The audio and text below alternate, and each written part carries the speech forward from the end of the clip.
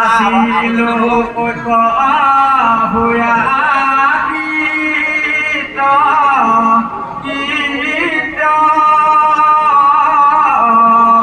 কৃষ্ণৰ বিৰহে আতুৰ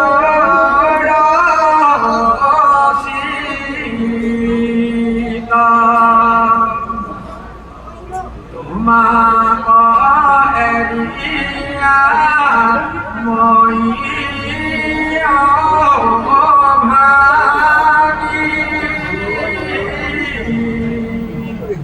জাগুব তৰিকা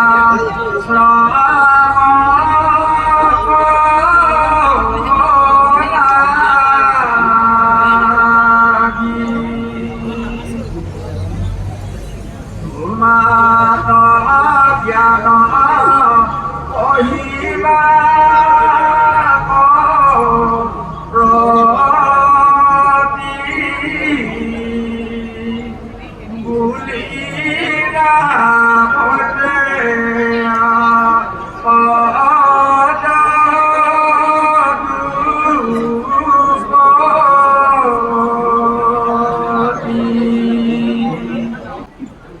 কহিবা চিন্তা কৰিছে ক'ব নোৱাৰোঁ পঢ়ি গৈছে কিন্তু গুৰুত্ব দিব যদি গুৰুত্ব দি অপৰাধ হয় আগত নহ'লে নপঢ়ে পঢ়ি যদি পঢ়ে আমাক গুৰুত্ব দিব লাগিব কাৰণ ভগৱন্ত কৃষ্ণই উদ্ধৱক ক'লে যিখিনি কথা এই কথাখিনি কওঁতে কোনো নাই এখন উদ্ধৱ ভগৱান কৃষ্ণ আৰু শেষত উদ্ধৱক মহদেৱে ক'লে তোমালোকে ইয়াত নাথাকিবা তোমালোকে বদৰিকাশ্ৰমত যাব কি কাৰণে ক'লে বদৰিকাশ্ৰমত যাবলৈ আৰুতো বহুত আশ্ৰম আছে তালৈ গ'লে আৰু বদৰিকাশ্ৰমত যোৱাটোৱে নহয় আৰু কি ক'বা তুমি অলকা দৰ্শন কৰিবা সেইটো কোৱা অলকানন্দ দৰ্শন কৰিবা কি ক'লে অলকানন্দ দৰ্শন কৰিবা এই কথা জানিব লাগিব অলকানন্দ কীৰ্তন দৰ্শন কৰি ক'লে তোমাৰ বদৰিকাশ্ৰমলৈ কিয় বদৰিকাশ্ৰম কাক কি কাৰণে হ'লে বদৰিকাশ্ৰম সেই আমাৰ ঋষিমুনিসকলে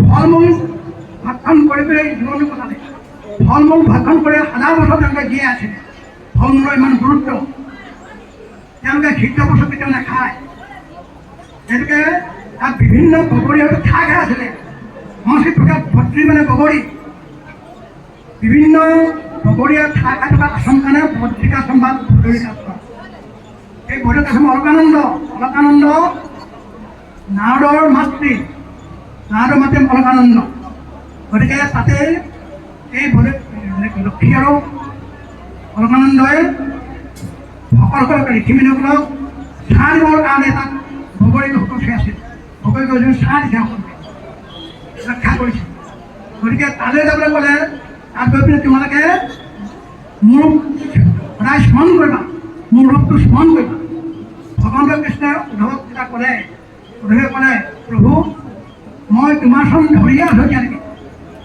কিন্তু তুমি যাবাগৈ অলপ পাছতে মোক দুটা কথা কৈ দিয়াচোন বাৰু কি এক নম্বৰ মই নিজৰ পথত তোমাৰ চৰণ দিব ক'ত দৰ্শন কৰি পাম এক নম্বৰ প্ৰশ্ন দুই নম্বৰ ক'লে মই তুমি দৰ্শনত তোমাৰ ৰূপটো ক'ত দেখিবলৈ পাম এই দুটা প্ৰশ্ন কৰিলে পাম যাব সময় ভগৱন্ত কৃষ্ণই মিচিকে হাঁহি ক'লে আগৰ কথাবিলাক সদায় হাঁহিমুখীয়া হৈ ক'ব লাগে মুখখন ফন্দাই সকলোৱে শ্ৰোতা কৰি নহয় প্ৰায় হাস্যমধুৰ মুখে ক'ব লাগে ভগৱন্ত কৃষ্ণই মিচিকে হাঁহি ক'লে যে হে উদ্ধৱ তুমি ভাল প্ৰশ্ন কৰিলা মই যামগৈ অলপ পাছতে মই তোমাক কথাখিনি কৈ দিওঁ তোমাৰ মনৰ ওপৰত পূৰণ কৰি যাম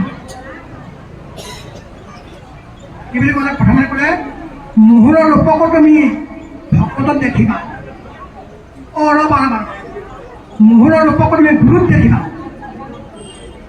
উদ্ধৱ আচৰিত হ'ল প্ৰভু তুমি দুটা কথা ক'লা একো ভকত বুলি ক'লা যদি মই গুৰু বুলি ক'লা যিকোনো এটা কথা কোৱা মই নহ'লে ঘূৰি পোৱা ক'লে সুবিধা হৈছে ভগৱানৰ পিছত শিকাইৰে ক'লে শুনা আমাক কেলে ক'লে তুমি যেনেকৈ মোৰ গুৰু ভজি আছা ময়ো এজনৰ সদায় গুৰু ভজি থাকোঁ উদ্ধৱ আচৰিত হ'ল কি মোৰো গুৰু আছে মোৰো গুৰু আছে মই যদি জগতৰ ঈশ্বৰে গুৰু ভজি নিজে কওঁ পৰৱৰ্তী কালত ভকতসকলে ক'ব যে ভগৱানৰ কৃষ্ণই গুৰু নাই আমি কেলে গুৰু ভজি এনেকৈ ক'ব নহয় গতিকে মই গুৰু ভজি দেখুৱাইছোঁ তোমাৰ গুৰুজন যে কেনেকুৱা হ'ব প্ৰভু কোৱাচোন। ভগৱন্তই কেনেকৈ কৈছে উদ্ধৱক কোৱা ধৰিলে সমস্ত লোকসকল আমাৰ কাৰণে কৰি কি বুলি ক'লে শুনচোন।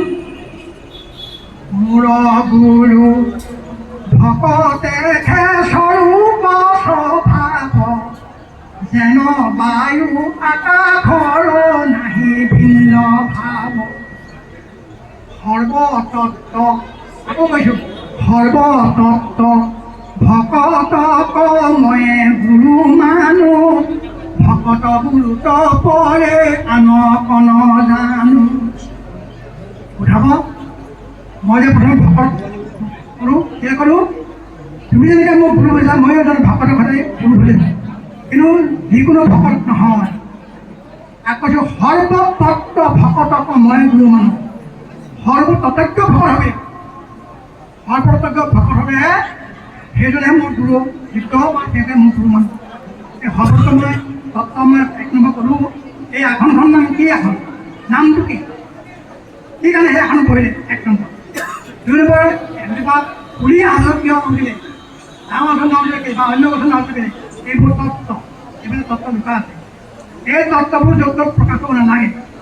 এই তত্ত্ববোৰ যেনেকৈ ভগৱন্ত কৃষ্ণই প্ৰকাশ কৰিছে এক মানে ভগৱন্ত কৃষ্ণ আৰু উদ্ধৱ আৰু কোনো নাই। মইতো আছে বুলি মইতো প্ৰথমতে বিয়াই গেছ মইতো গুচি গ'ল। যি কি নহওক এনেকুৱা প্ৰত্যেক ভকতজনে মোৰ গুৰু উদ্ধৱ।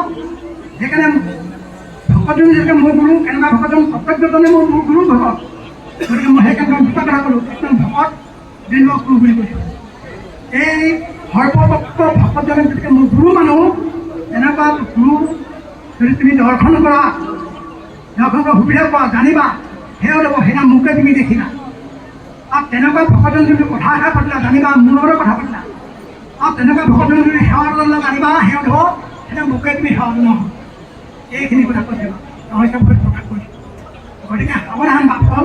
সেইকাৰণে আপোনাৰ ঘৰত যদি তেনেকুৱা ভকতজন যায় সেই ভকতজনক ভকত য'ত নাথাকে ইতিহাসত কৈছে শৈল্যে শৈল্য মালিকম মুক্তিকম ন গজে গজে সাধু নহি সর্বত্র ছন্দন বনে বনে। অর্থাৎ শৈল্যে শৈল্য মানিক্যম শৈল্য মানে পর্বত মঠের ভাষাত পর্বত শৈল্য বুলি কয়। পর্বত মানিক পায় কিন্তু সকলো পৰ্বতে মানিক নাপায়। দুই নম্বৰ মুক্তিকম ন গজে গজে গজমুকুতা হাতী মূৰত পায় কিন্তু সকলো হাতী মাথাত গজমুকুতা নাথাকে। এনেকৈ চন্দন কাঠ হাবি থাকে বোধ হয় এইখন গাঁৱত চন্দন কাঠ নাই। এনেকৈ সাধু নহি সৰ্বত্ৰ সাধু নহি সৰ্বত্ৰ সাধুলোকো সকলো থাকে বাট বিষয় বা থাকিব কৰণিকা থাকিব জিলা হ'ব থাকিব হৰ্ণত থাকিব পাৰে কিন্তু ভকত নাথাকিব পাৰে বা ভকতৰ গুণাগুণখিনি থাকিব লাগিব। সেইকাৰণে ভকত হ'ব। সেইকাৰণে কৈছে এই অকল ভকতক পাবলৈ হ'লে যদি কেনেকৈ পায় ধৰ্মবিলাক অপব্যয় নকৰিব। আমি কথা বিনাখন উত্তম শ্লোক প্ৰসন্ন সাধাৰণত তাৰ উদাহৰণ দিছে ভগৱন্ত কৃষ্ণ যেতিয়া বৈকুণ্ঠপ্ৰাণ কৰিলে মহাভক্ত উদ্ধৱে তেখেতক শৰণ ধৰি শিৰ কৰি গৈ আছে।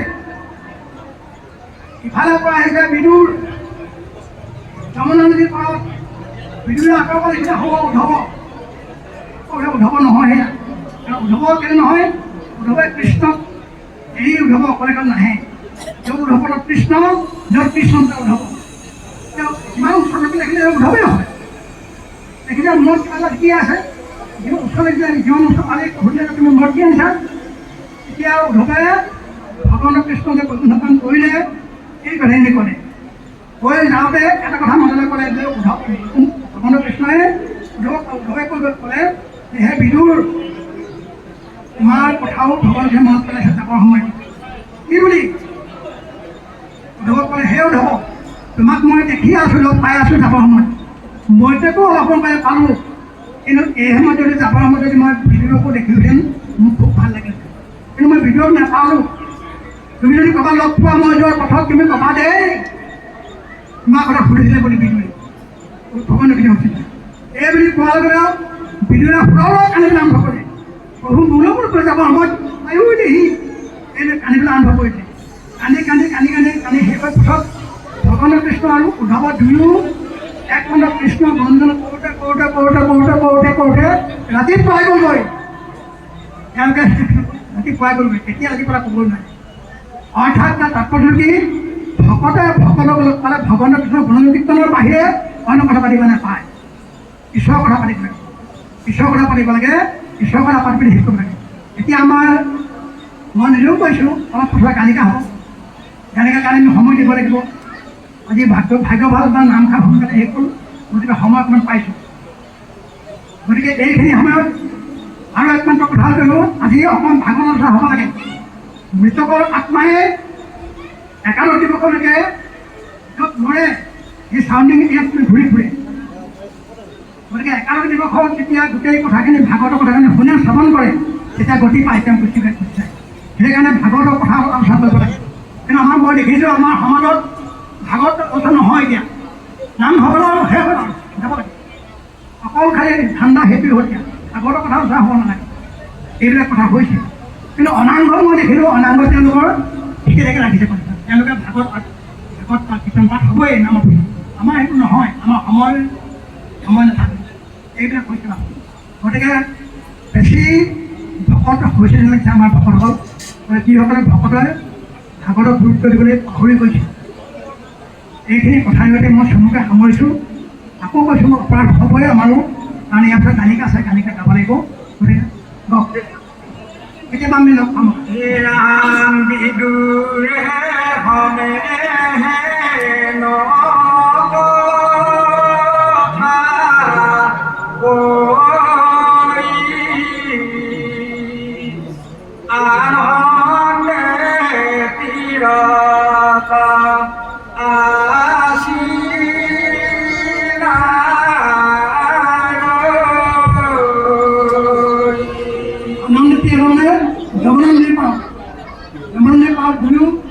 কথাখিনি প্ৰকাশ কৰিছোঁ।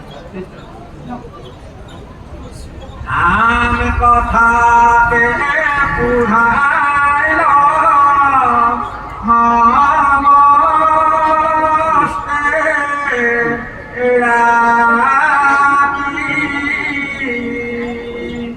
বিদুৰে ভৈলা আনন্দিত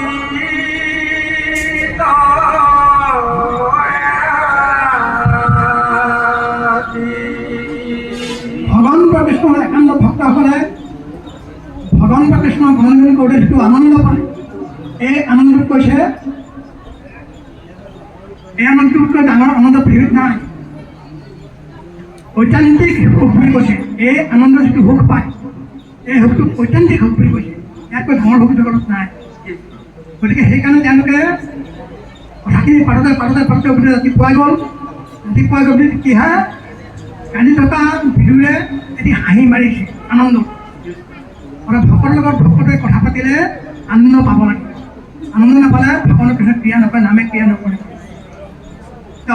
ৰাম কৃষ্ণৰ কীৰ্তি শুনা লোক তৰিবা দে ইটো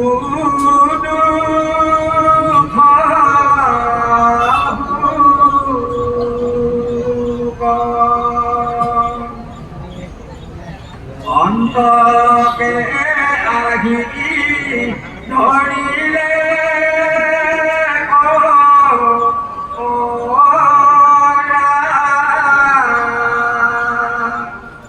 জানিয়া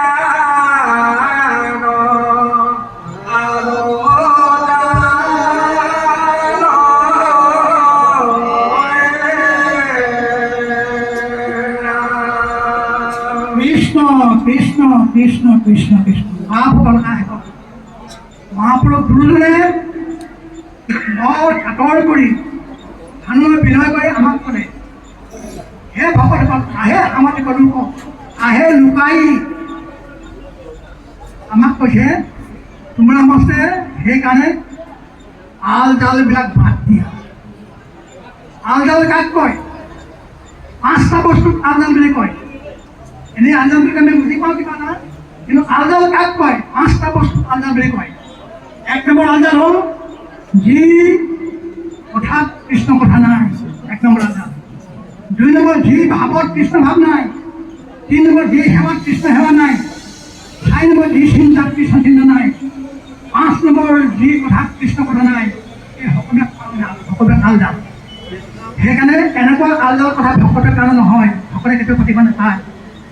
আপোনাৰ ঘৰলৈ ভকত গ'লে সুবিধা অনুযায়ী আপুনি আপোনাৰ পৰিয়ালক মাতি আনিব। মই পাই আহাচোন, আজি আমাৰ ভাগ্য ভাল ভকত এজন পাইছোঁ, এই বুলি ভকতৰ হ'ব আপুনি সেই ভাবচোন, আজি ভাগ্য আপোনাক পাইছোঁ, অকণমান আপোনাক উপদেশ দিছোঁ দিয়কচোন। এইদৰে ক'ব কিন্তু দুখৰ বিষয়ে আমাৰ পৰিৱেশবিলাক তেনেকুৱা হোৱা নাই তেনেকৈ। আমি বহুতো ঘৰত আছোঁ, আপোনালোকৰ আছে কেতিয়াবা, কিন্তু সেই পৰিৱেশটো আজিলৈকে হোৱা নাই। বাপৰ বহুতো ঘৰত দুদিন তিনিদিনলৈকে আছে, কিন্তু ল'ৰাটো আগফালে সহযোগ কৰি থাকে, কিন্তু ক'ৰ মানুহ ক'ৰ কি কথা একো চিন্তা নকৰে, পিতৃ মাতৃও এইবিলাক চিন্তা নকৰে। সেইকাৰণে এই পৰিৱেশটো পিতৃ মাতৃসকলে দিব লাগিব, তেতিয়াহে ভকত পাব। যি কি নহওক, সেইকাৰণে এই আলদালবিলাক বাদ দিবলৈ কৈছে। এই আলদালবিলাক বাদ দি পিনি ভগৱন্ত কৃষ্ণৰ চৰণত একমাত্ৰ তুমি ৰতি প্ৰীতি সদায় কৰা, তেতিয়া ভগৱন্ত কৃষ্ণই আপোনাক সদায় ৰক্ষা কৰিব। তেতিয়াহে আপোনাৰ যাবৰ সময়ত তেওঁৰ নামটো আহিব। সেইকাৰণে মহাপুৰুষ মাধৱদেৱে কৈছে, এতিয়া সকলোৱে কৈছে, আপোনালোকে সকলোৱে ক'বচোন, কৃষ্ণ বুলি উচ্চাৰণ কৰিব তিনিবাৰ। সকলো উচ্চাৰণ কৰিব দেই, কৃষ্ণ ডাঙৰকৈ ক'ব, কৃষ্ণ কৃষ্ণ। সেইকাৰণে ক'লো হয় কৃষ্ণ তিনিবাৰ উচ্চাৰণ কৰিলে হ'লেতো হয়। অ মাধৱে বুলন্ত মোক কৃষ্ণ কৃষ্ণ কৃষ্ণ বুলি সদায় হোমৰে যিটো জন, জলহন্তে যেন পদ্ম নৰকৰ পৰা তাক কৈ আপুনিও ধাৰো ৰংগ মনে, কৈ আপুনিও ধাৰো ৰংগ মনে। নিজেই ক'লে যে যাবৰ সময়ত মোৰ নাম ক'ব তিনিবাৰ উচ্চাৰণ কৰে, কৃষ্ণ কৃষ্ণ কৃষ্ণ গুণ। তিনিবাৰ যে উত্থান কৰিলে ভগৱান কৃষ্ণই ক'লে, সেইজন ভকতক যেনেকৈ জল আৰু বোকাৰ পৰা পদুম ফুলপা ওলাই আহে, পদুম ফুলৰ পাহিত বোকাও লাগি থাকে, পানীও লাগি থাকে, তাতো যিজন ভকতে যাবৰ সময়ত তিনিবাৰ মোৰ নাম উত্থান কৰে, মই চাৰিখন হাতেৰে তেওঁক বিভিন্ন জগতৰ সমস্ত পাপৰ পৰা মই উদ্ধাৰ কৰিবলৈ বাধ্য হওঁ, উদ্ধাৰ কৰিব পাৰিম। সেইকাৰণে তিনিবাৰ অভ্যাস কৰিবলৈ কৈছে।